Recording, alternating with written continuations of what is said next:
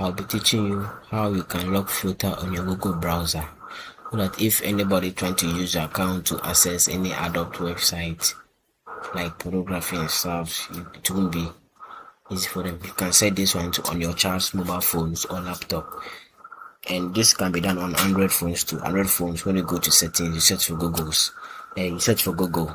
and you follow. Watch this video so that you follow me.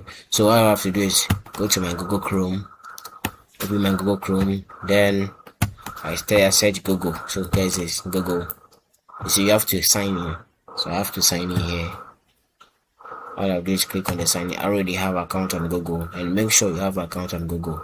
As for me, I already have accounts, so I'll just click on it so that I can get access to my account. As for me, I set two-step verification, so there is no need for me to enter my password to get access to my account.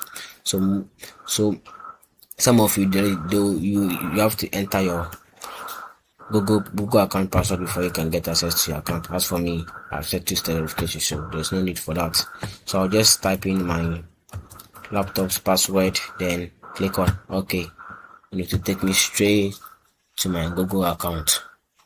So first of all, once it opens on your Android phone, when you click on Google, you're already logged in. So we just go to your profile here. You see, you scroll to the app side. You see, SafeSearch is here. As for me, my SafeSearch is off. So you click on SafeSearch, and you choose filter. When you choose filter, you see it's off. Blur. When your friend search, it will come, but it will be blurrish. But when you lock it to filter, you won't be able to get. You see, search filter is now on.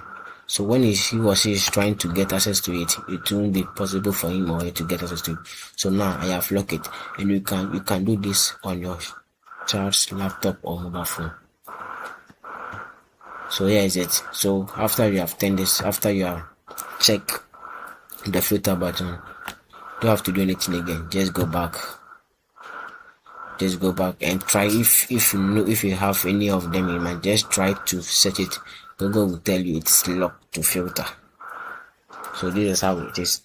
In my next video, I'll be teaching how you can set two-step verification on a Google account, so that if someone is trying to hack into your account, it will be possible for them.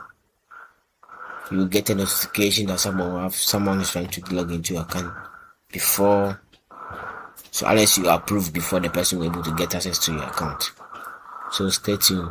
Thank you for